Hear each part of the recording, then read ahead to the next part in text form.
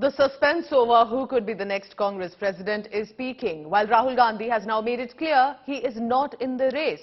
So Rajasthan Chief Minister Ashok Gehlot has now confirmed his bid, but claiming that he will file his nomination for the Congress top post, but he also cannot stay away really from his people. But Congress Member of Parliament Dr. Shashi Tharoor is also in the election fray. The leader held a meeting with Sonia Gandhi regarding the elections. But while dropping out of the race, Rahul Gandhi, who was considered as the main contender, has said that the candidates should remember they represent a set of ideas, a belief system and a vision of India.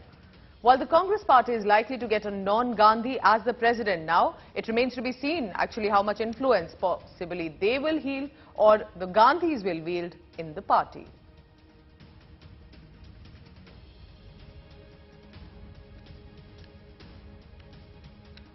All right, so I'm joined in this morning telecast by my colleague Preeti Chaudhary on this. Finally, Preeti, it's likely that there's going to be a non-Gandhi at that helm, but do you really see that happening?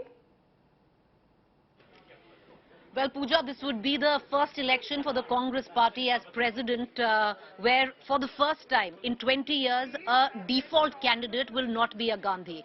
Well, the nominations start today, which is the 24th of September. They're going to go always onwards to 30th September. So there's a 6-day time frame when candidates can go ahead, file for nominations. What we are getting to understand is that Rahul Gandhi will not be filing nominations. It was only yesterday when he was in Kerala, he'd made it quite clear that he's out of the race, despite a lot of, various units of the Congress pleading, practically, senior leaders pleading that he actually file his nominations. He's out of the race for sure.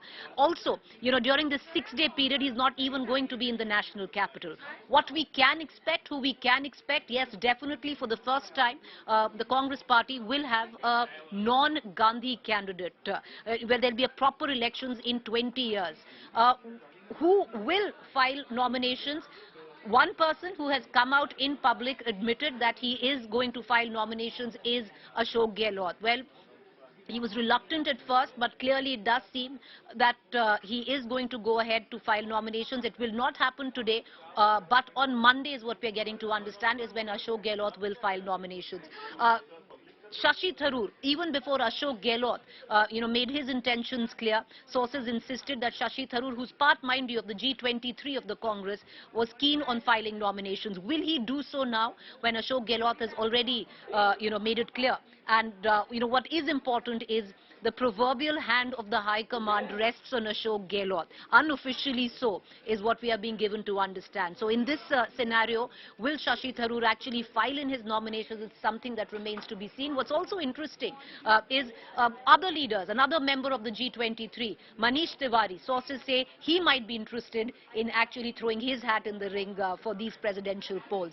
Another name which is making the rounds but not really very clear on that right now, no clarity coming in on that front, but mere speculations, is the name of Kamal Nath. Will Mr. Kamal Nath also come in?